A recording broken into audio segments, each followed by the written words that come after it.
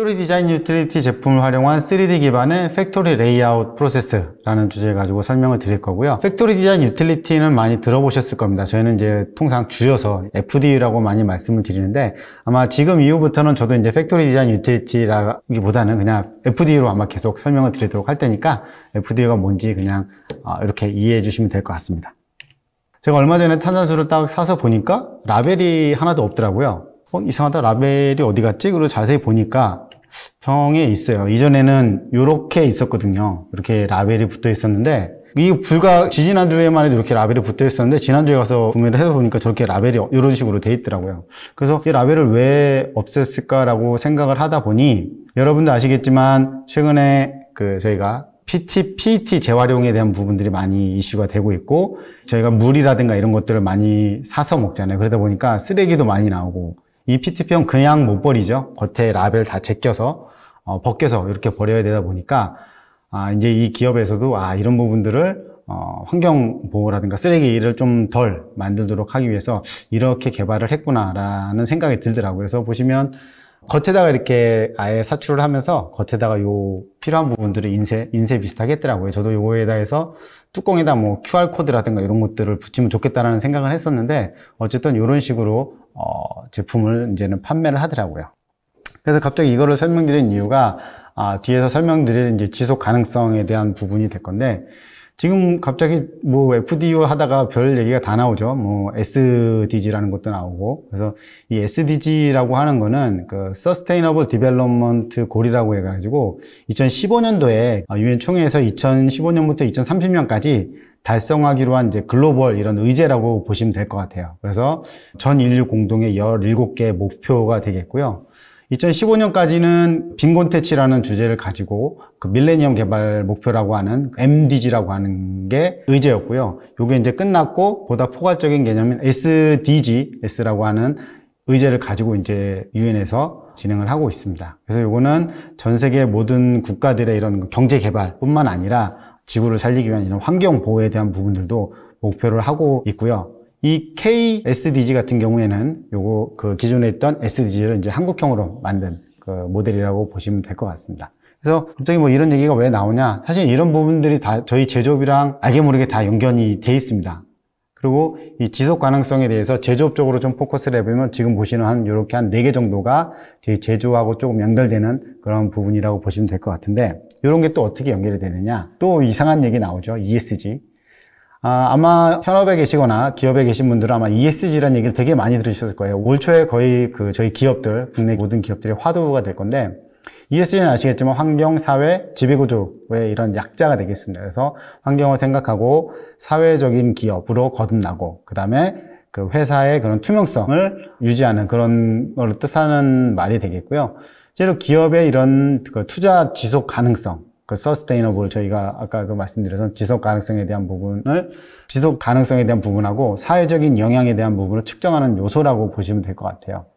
그래서 이 ESG 같은 경우가 이제는 기업의 이런 경영의 기본 조건으로 이제 자리를 잡아가고 있습니다. 그래서 이전에는 환경을 생각하지 않는 그런 기업들이 뭐 페널티나 이런 것들이 있었지만, 지금처럼 환경에 대해서 더 규제라든가 이런 부분이 심하지는 않았을 거예요. 하지만 최근에는 환경에 대한 부분뿐만 아니라 얼마나 이 기업이 사회에 공헌을 하고 있는지, 사회에 공헌을 하고 있고 얼마나 투명하게 기업을 이끌어가고 하는지, 이런 것들이 이제 지표로 만들어져서 결국에는 이런 것들이 나중에 회사의 주가하고도 연결이 되어 있습니다. 그래서 이 ESG라는 부분, 아까 말씀드렸던 SDG의 그 지속 가능성에 대한 부분들이 제조업하고는 사실은 이제는 뗄래야 뗄 수 없는 그런 상황이라고 보시면 될 것 같아요. 그래서 제조업이 예전에는 물건만 잘 만들었으면 됐지만 이제는 그렇지가 않습니다. 앞서 보셨던 뭐 ESG든 서스테이너빌리티든 이런 부분들까지 고려를 해서 이제 제품을 만들어야 되는 이런 상황이 됐죠. 그래서 이제는 고객들도 예전보다 성능은 더 좋고 환경 보호를 위해서 에너지 효율이 더 높은 이런 제품 요구하기도 하고, 작년 같은 경우에는 에너지 효율 1등급 제품을 구매를 하게 되면 그 정부에서 이렇게 그 환급해주는 그런 것들도 진행을 했었습니다.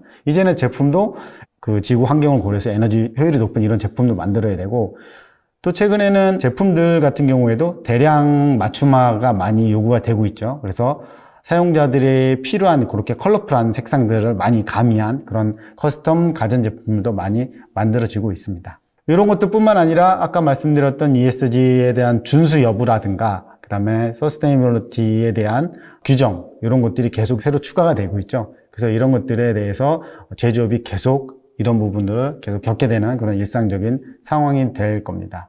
앞서서 보셨던 우리 코비드-19 팬데믹 이후에 공급망이 붕괴돼서 기업 생산 라인이 스톱이 됐던 그런 상황들도 있죠. 이런 대부분 모든 상황들이 이제는 뭐 특별한 케이스가 아니라 우리가 당장 겪어야 되는 그런 일상적인 그런 상황이 됐다는 겁니다.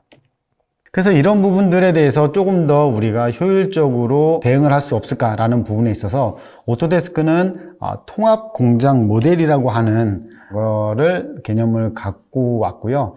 이 부분이 이제 향후 오토데스크에서는 디지털 트윈이라든가 인더스트리 4.0이 이제 표준이 될 거라고 이제 저희는 생각을 하고 있고, 그 통합 공장 모델은 이 생산의 디지털화의 첫 단계다라고 보시면 되겠습니다. 그래서 이런 통합 공장 모델을 통해 가지고 가상으로 이제 공장을 운영을 해보고 디지털 생산을 해보는, 물건을 실제로 라인에 흘려 가지고 이슈들이나 이런 것들을 파악을 하는 게 아니라 통합 공장 모델을 통해서 이런 것들을 가상으로 다 확인을 해서 공장을 효율적으로 운영이 되도록 할 수 있는 그런 것들을 다 진행을 할 수 있다는 겁니다. 뿐만 아니라 운영되는 공장 전체의 기간 동안에 공장에서 발생되는 이런 다양한 데이터들을 지속적으로 관리를 할 수 있는 이제 통합 플랫폼도 필요하다라는 거죠. 실제로 생산 공장에는 우리가 엔지니어링 부서보다 훨씬 더 많은 이런 이해 관계자들이 있습니다. 엔지니어링 팀에서도 구매팀도 컨택을 하고 협력업체도 컨택을 하고 다양하게 많은 부서들하고의 그 협업이 이루어지고 있지만, 실제 하나의 생산 공정에도 정말 많은 이런 그 이해 관계자들이 있습니다. 그래서 공급업체 수도 훨씬 많고요. 그다음에 건물이라든가 뭐 생산되는 기기라든가 장비 이런 것들을 관리를 해야 되고 통제도 이제 해야 되겠죠. 그래서 이런 엔지니어링 쪽에 기존에 저희가 제조 때 R&D라든가 이런 쪽은 많이 디지털화가 됐죠. 3D도 많이 도입이 되고 3D를 가지고 시뮬레이션도 하고, 조금 이따 또 설명을 하시겠지만 시뮬레이션도 하고 이렇게 가상화라든가 디지털화해야 되는 부분이 엔지니어링 쪽에 많이 돼 있지만, 이제는 이 공장에서도 이렇게 디지털화가 이루어져야 된다는 겁니다. 그래서 통합 공장 모델에 대한 부분은 저희가 기존에는 뭐 레이아웃 정도만 만든다든가 이렇게 포커스를 했지만, 이제는 그걸로 끝나지 않고 이 공장에 대한 부분과 실제로 건물에 대한 부분, 현장의 그 레이아웃뿐만 아니라 공장의 뭐 그 공조 시설이라든가 아니면 뭐 그 뭐라고 할까요? 공조 시설이라든가 전기라든가 아니면 각 장비들의 그런 실제 상황이라든가 이런 그 모든 데이터들을 다 이제 관리를 해야 된다는 거죠. 그래서 이런 것들이 효과적으로 구축이 돼야, 이 통합 공장 모델이 잘 구축이 돼야 실제로 생산에서 생산 기획을 하는 이런 분들이 보다 더 쉽게 효율적인 공장을 만들어내고 유지를 할 수가 있습니다. 하지만 대부분 고객들이 아직까지도 2D 레이아웃을 많이 설계를 하시고 계세요. 사실 2D를 하는 이유는 간단합니다. 지금 보시는 것처럼 2D는 설계 오류가 파악하기 어렵고, 현장의 레이아웃 도면을 한번 보신 분은 아시겠지만 디테일한 레이아웃 도면이라든가 장비 배치도를 보시면, 저도 그 현장에 가서 고객사의 이런 도면을 보면 어디가 어딘지 사실은 분간하기가 어렵습니다. 그래서 이 제품이 관습이 있을까 없을까? 이런 부분 사실은 2D로 하기 어렵죠. 그런데도 2D를 쓰는 이유는 뭐냐면 되게 빠르게 확인할 수가 있어요. 레이아웃 배치라든가 이런 것들 빠르게 해볼 수가 있기 때문에 사실 2D가 많이 활용이 되고 있습니다. 하지만 3D가 도입이 되면 보시는 것처럼 그런 가시성이라든가 이런 부분이 훨씬 더 좋아지게 되죠. 그래서 복잡한 공장의 간섭 여부라든가 이런 부분들을 쉽게 확인하실 수가 있어요. 그래서 이런 것들을 통해서 협업도 보다 명시적으로 할 수가 있겠죠. 그래서 협업이 명시적으로 이루어진다고 하면 미스커뮤니케이션이나 이런 것들을 크게 줄일 수가 있어서 결국엔 어떤가요? 공사 비용이라든가 이런 부분까지도 감소를 시키고, 공장 설치 기간도 크게 단축을 시킬 수 있는 그런 장점들이 있습니다. 그래서 반드시 통합 공장 모델도 필요하다라는 얘기가 되겠습니다. FDU를 가지고 공장 레이아웃하는 프로세스를 좀 제가 간단히 좀 정리를 해봤습니다. 그래서 FDU를 가지고 주로 해야 되는 부분이 크게 6개의 단계라고 보시면 될 것 같아요. 그래서 일단 그런 프로세스 모델링을 먼저 해서 각 단위 공정에 대한 플래닝을 하고요. 그 다음 두 번째로는 이제 레이아웃을 이제 검토를 하죠. 그래서 2D 기반에서 레이아웃을 만들어내고 레이아웃 기반으로 해서 보다 세부적인 장비 배치라든가 간섭이라든가 이런 것도 볼 수 있는 세부 디자인을 하게 되고, 그 다음에는 만들어진 그 3D 모델 기반으로 해서 협력업체라든가 유관부서와 협업을 하고 커뮤니케이션하는 그런 프로세스라고 보시면 될 것 같고, 나중엔 이 정보들을 활용을 해서 다른 쪽으로 뭐 VR이라든가 AR이라든가 이런 부분뿐만 아니라 IoT, 지금 저희 뭐 스마트 팩토리 얘기 한참 많이 나왔죠. IoT라든가 이런 부분까지 연계를 해가지고 공장에 대한 정보들을 통합하고 활용할 수가 있습니다. 자, 그러면 FDU를 가지고 이런 것들을 어떻게 구현할 수 있는지 조금 더 하나씩 자세히 좀 설명을 드리도록 할게요. 일단 프로세스 모델링이라고 해서 FDU에는 프로세스 어널리시스라고 하는 솔루션이 포함이 되어 있습니다. 저희가 얘기하기로는 지금 보시는 것처럼 제조 프로세스 모델링 시뮬레이션이라고 되어 있는데, 사실 정확한 시뮬레이션까지는 아니고요. 각 단위 설비에 대한 병목 현상을 빠르게 레이아웃 검토 과정에서 볼 수 있는 그런 솔루션이라고 보시면 될 것 같습니다. 그래서 보다 고차원적인 라인의 시뮬레이션이 필요하시다고 하면 저희 쪽에 서드파티로 붙여서 사용할 수 있는 다른 솔루션도 또 있습니다. 전문화 솔루션들이 있고요. 그건 전문화 솔루션에서 해야 되는 부분이고, 프로세스 어널리시스에서 커버하는 부분은 그 단위 공정에 대해서 어떤 부분에 병목 현상, 보틀렉이 걸리는지 이런 부분들을 빠르게 확인하는 거라고 보시면 될 것 같아요. 거기에 플러스 가장 특징 중에 하나는 FDU 쪽에 있는 그 다른 솔루션들과 연계를 해서 2D 레이아웃이라든가 3D로 필요한 정보를 보내줄 수 있다는 게 가장 큰 장점이라고 보시면 될 것 같습니다. 그래서 지금 보시는 프로세스 플래닝한 결과를 가지고 나중에 이거에 대한 리포트라든가 아니면 어떻게든 DW 도면으로도 만드실 수가 있어요. 이건 뒤에서 제가 데모를 통해서 한번 보여드리도록 할게요. 지금 보시는 게 프로세스 어널리시스의 그 다이어그램이라고 보시면 될 것 같아요. 그래서 다이어그램 형태로 저렇게 해서 기본적으로 어떻게 제품 그 공정이 만들어지는지 저기서 만들어낼 수가 있고, 왼쪽에 어셋이 있거든요. 이 어셋에 보시면 3D 모델처럼 생긴 게 있죠. 얘는 3D 모델 정보하고 2D 정보를 다 갖고 있습니다. 그래서 이런 것들을 배치를 해서 어떤 그 공정에는 어떤 설비가 들어가고 각 장비라든가 이런 부분에 뭐 그 고장률이라든가 아니면 다시 그 시동을 할 때 걸리는 시간이라든가 이런 기본적인 정보들을 입력을 해서 이런 걸 기반으로 해서 공정 단위, 예를 들어서 제품을 공급하는 쪽이 시간이 조금 늦어져서 생산력이 좀 떨어지는 것 같다라는 판단이 들면 제품을 공급하는 그 단계를 하나 더 추가를 해가지고 공정 단위에서 가장 효율적으로 그 플래닝을 할 수 있는 그런 솔루션이라고 보시면 되겠습니다. 그래서 지금 보시는 것처럼 각 공정에서 어떤 부분에 보트랙이 걸리는지 저렇게 확인하실 수가 있고, 리포트도 간단하게 뽑아내실 수가 있습니다. 그리고 아까 말씀드렸죠? 얘를 DWG로 넘기게 되면 아까 보셨던 그 모델에 대한 부분이 Z방향에서 본 그 2D 이미지, 2D 컨텐츠로 이렇게 떨어집니다. 그래서 그 데이터를 불러오게 되면 아까 제가 사용했던 라이브러리에 Z방향에서 본 레이아웃 형상이 도면이 이렇게 뽑혀진다고 보시면 될 것 같아요. 그래서 아까 말씀드렸던 프로세스 어널리시스는 기본적으로 공정 단위에 대한 보틀렉을 확인을 하고 얘를 2D 레이아웃으로 넘길 수 있는 그러한 역할을 가진 솔루션이라고 보시면 될 것 같습니다.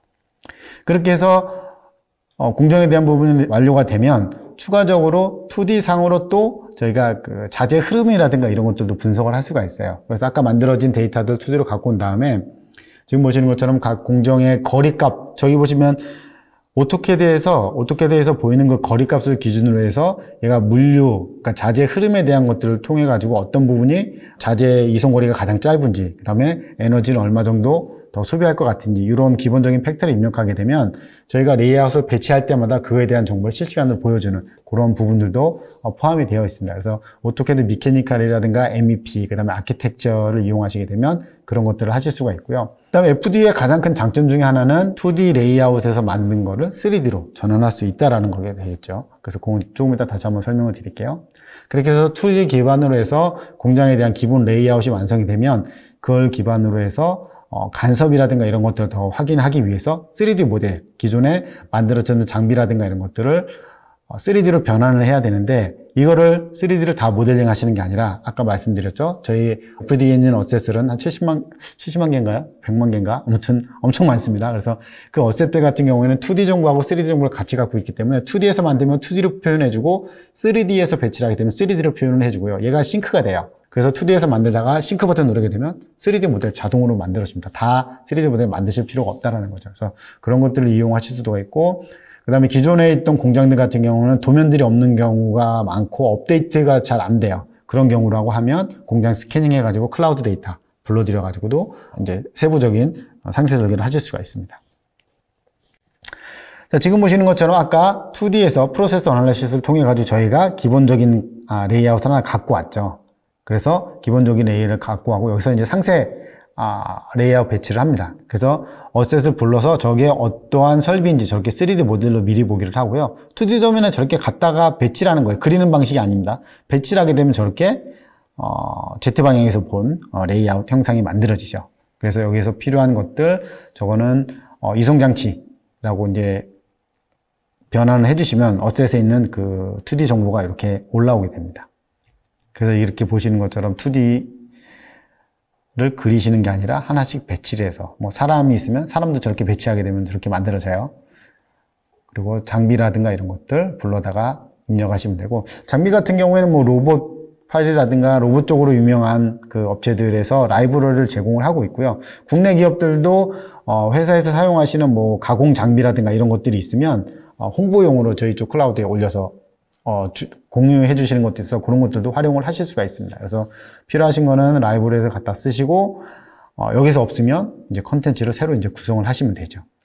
그래서 2D로 저렇게 배치하셔도 되고, 3D가 익숙하신 분, 3D부터 하신 분들은 사실 2D보다 3D가 더 익숙합니다. 저도 3D부터 배우다 보니까 2D보다 3D가 편하거든요. 그럼 3D가 편하신 분들은 저렇게 3D 기반으로 해서 레이아웃을 배치를 하시면 돼요. 그리고 아까 말씀드렸죠. 뭐가 된다고요? 양방향으로 싱크가 됩니다. 네. 그래서 지금 보시는 것처럼 저 부분에 대한 변경이 필요하다고 하면 저걸 선택을 하셔가지고, 이 라이브러리 같은 경우에는 그냥 단품으로만 만들어져 있지 않아요. 그리고 저기 포인트 보이시죠? 저 포인트가 연결고리입니다. 그래서 저기 포인트들을 갖다 대면 포인트들끼리 붙어요. 3D 모델상에서는. 그래서 3D 설계하신 분들 아시겠지만 얘를 뭐 X, Y, Z 값 맞춰줄 필요가 없어요. 저기 그 포인트들만 연결해 주시면 제가 붙고요. 그 다음에 얘는 기본적으로 자동화 설계, 저희 아이로직이라고 하는 것들로 좀 구성된 라이브러리들이 많이 있어서 저 높이라든가 폭이라든가 이런 부분들을 속성값을 저렇게 제어를 하실 수가 있습니다. 그래서 저 세부 정보에 들어가셔가지고 저 값들을 변경하시면 제 사이즈들이 변경이 돼요. 지금 저기 보시는 것처럼 사이즈도 변경이 되고 높이 값도 변경이 되고, 최근에 또 업데이트된 내용으로는 인벤터에서 LOD, 레벨 오브 디테일에 대한 부분이 100, 200, 300, 400 이런 식으로 해가지고 그 건축이나 이런 쪽에서 쓸 수 있는 그런 그 레벨 오브 LOD 값이 있거든요. 그래서 그거에 맞춰서도 라이브러리가 구축된 것들이 있습니다. 그래서 그런 것들은 저희가 레벨 오브 디테일만 그냥 바꿔가지고 필요한 것들을 수정을 하실 수가 있습니다. 그래서 이렇게 해서 3D 레이아웃이 어느 정도 완성이 되면 이걸 또 2D 쓰시는 쪽에도 공유를 해야 되겠죠. 그러면 어떻게 해야 되나요? 이거를 2D 도면을 다시 내리는 게 아니에요. 그래서 이게 지금 여기서 보시면 저 화면 왼쪽에 보면 그 오토캐드에 이렇게 그 싱크 버튼 비슷한 게 아마 왼쪽 상단에 있습니다. 그래서 얘를 저장을 하고 싱크 버튼을 누르게 되면 제가 추가한 내용들이 이렇게 오토캐드 도면에도 자동으로 반영이 됩니다. 그래서 2D에서 만든 것도 3D로 자동 반영이 되고 3D에서 만든 것도 2D로 자동으로 반영이 된다라고 보시면 될 것 같아요.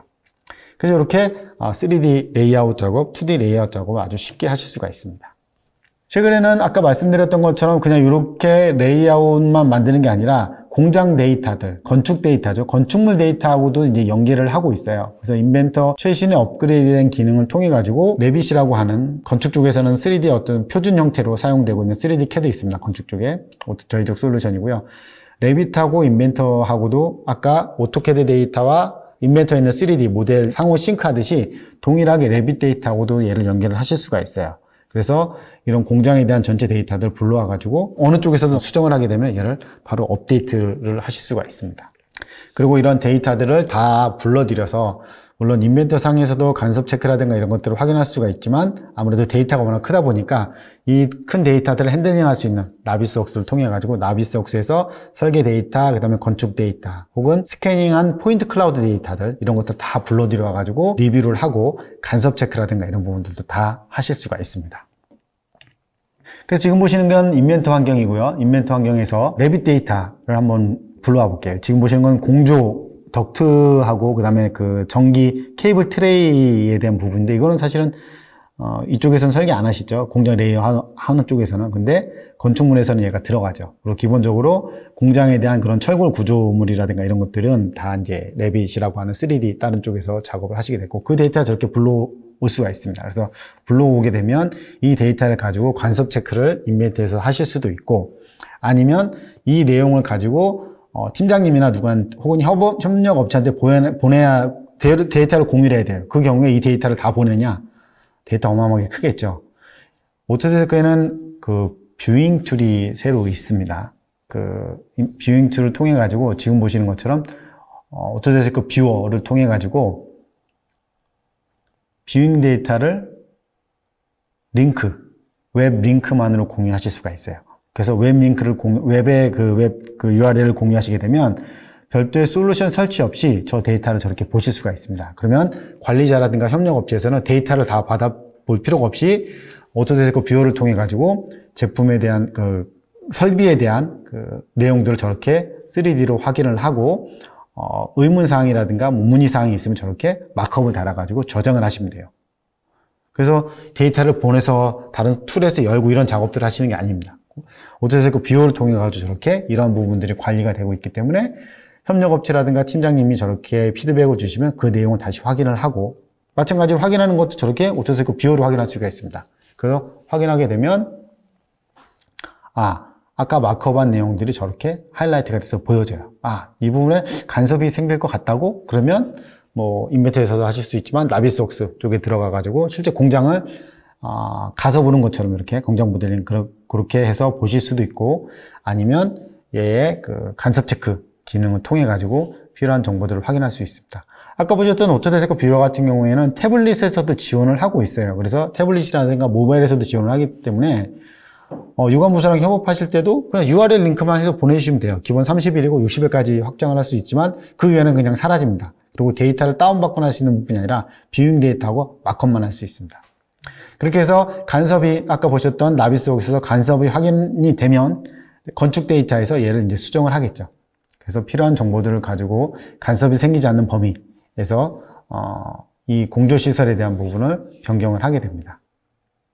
그래서 저 위치가 변경이 되니까 쟤를 좀 이동을 시켜서 공조 설계 변경을 하게 되고요. 마찬가지로 얘를 변경한 다음에 저장을 하시고요. 저장을 한 다음에 아까 뭐라고 말씀드렸죠? 인벤트하고 레빗하고 싱크 버튼을 통해 가지고 이 데이터를 업데이트 할 수 있다고 그랬죠? 여기서 업데이트를 하게 되면 변경된 정보가 업데이트가 됩니다. 그리고 나비스웍스에서도 보시는 것처럼 저 데이터를 불러들여 와가지고 다시 간섭 체크라든가 이런 부분을 하실 수가 있어요. 그러면 간섭 체크를 하게 되면 아까 간섭됐던 부분이 이제 해결됐다고 나오게 될 겁니다. 그래서 공장 레이아웃에 대한 것뿐만 아니라 실제로 공장의 그런 뭐 공조 시설이라든가 철골 구조라든가 기둥이라든가 뭐 크레인이라든가 이런 것들이 있다라고 하면 이러한 데이터들을 불러가지고 이렇게 다 간섭 체크를 하실 수가 있습니다. 심지어는 스캔한 데이터, 그 포인트 클라우드 데이터죠. 클라우드 데이터하고와의 그 간섭도 확인을 할 수가 있습니다. 이제 간섭이 확인된 거 확인하실 수가 있겠죠. 그래서 이런 식으로 해서 여러분들이 공장 레이아웃 데이터뿐만 아니라 건축물에 대한 데이터, 건축물 쪽하고 협업할 때도 이러한 정보들을 활용을 해서 보다 명시적으로 간섭 문제라든가 이런 부분을 사전에 검토를 하실 수가 있습니다. 그리고 이런 것들이 잘 만들어지게 되면 VR이라든가 AR 혹은 저희 스마트 공장 얘기하면서 IoT 얘기도 많이 하죠. 그래서 IoT 정보들을 각 설비에 대한 이런 정보들을 다 연결을 해가지고 IoT 쪽으로도 연결을 하실 수가 있고, 설비 유지 보수하는 쪽에서도 이거를 활용할 수가 있습니다. 그래서 QR코드를 들고, QR코드가 있으면 현장에서 태블릿만 들고 가서 QR코드를 찍습니다. 예전에는 유지 보수하려면 도면 싹 다 들고 갔는데 지금은 태블릿 하나만 들고 와서 QR코드 찍고 기존의 3D 모델이라든가 도면 확인을 해서 이 부분이 뭐 유지 보수가 어떻게 되는지 이런 부분들을 바로 태블릿에서 다 기입을 해가지고 하는 식으로도 활용을 할 수가 있고요. 그다음 최근에는 VR 관련된 무슨 렌즈 있죠? 그쪽에서도 최근에 제조업 쪽에 요구사항이 되게 많다고 합니다. 그래서 그런 것들을 통해 가지고 현장에 직접 가보지 않고도 공장에서의 그런 투어를 하거나 이런 용, 혹은 교육, 작업자들을 교육하는 용도로도 그런 것들이 많이 활용이 되고 있는데, 그런 것들이 활용이 되기 위해서는 이렇게 통합 공장 모델링 데이터가 있어야 되겠죠. 그래서 그런 것들을 만들어지면 이렇게 활용들을 하고 있습니다. 그것뿐만 아니라 공장 부지에 대한 부분, 공장 자체뿐만 아니라 공장 주변에 대한 부분들도 저희 인프라웍스라고 하는 솔루션을 가지고 활용을 하실 수가 있어요. 그래서 공장에 대한 부분 데이터들, 저희 나비스웍스, 이 뷰잉 툴로 가장 뛰어난 솔루션이죠. 그래서 나비스웍스를 이용해서 이 데이터들을 FBX 포맷 형태로 내보내시게 되면 오토데스크에서 다른 솔루션에서 그 FBX 포맷을 읽어드려가지고 저 공장 데이터 전체를 읽어드리고 주변 지형에 대한 부분도 GIS 데이터들을 불러들여가지고 저렇게 3D 모델을 만들 수가 있습니다. 인프라웍스에서. 그래서 인프라웍스에서 저런 것들을 가지고 주변 환경에 대한 부분들도 평가를 하실 수가 있어요. 심지어는 뭐 빌딩 같은 것들이 만들어지는 경우에 빌딩을 인프라웍스로 불러들여가지고 빌딩 주변에 최근에는 교통을 어떻게 할 건지 주차를 어떻게 할 건지 이런 부분까지도 건물 지을 때 다 그거에 대한 영향평가를 다 해야 된다고 하더라고요. 그래서 그런 부분에 대한 부분도 인프라웍스에서 간단하게 시뮬레이션 해볼 수가 있고, 지금 보시는 것처럼 뭐 일조량이라든가 이런 부분들, 이런 것들이 시간에 따라서 어떻게 바뀌는지 이러한 부분들도 인프라웍스를 통해서 이렇게 시뮬레이션 해보실 수가 있습니다. 그래서 여러분들 3D 모델, 그 다음에 통합 공장 모델링 데이터만 있다고 하면 다양한 방법으로 활용을 하실 수가 있어요. 이거는 실제 공장을 찍은 게 아니라 그 공장 데이터, 3D 모델을 기반으로 해서 저희 VL에 대해서 렌더링을 만든 이미지라고 보시면 될 것 같습니다. 그래서 이렇게 렌더링을 또 이제 활용을 하실 수가 있겠고, 그 다음에 이제 마지막으로 이렇게 QR코드를 이용을 하셔가지고, 아마 이거 지금 그 들어오신 분들 핸드폰 갖다 대시면 QR코드 뜰 겁니다. 카메라 켜셔가지고 한번 해보세요.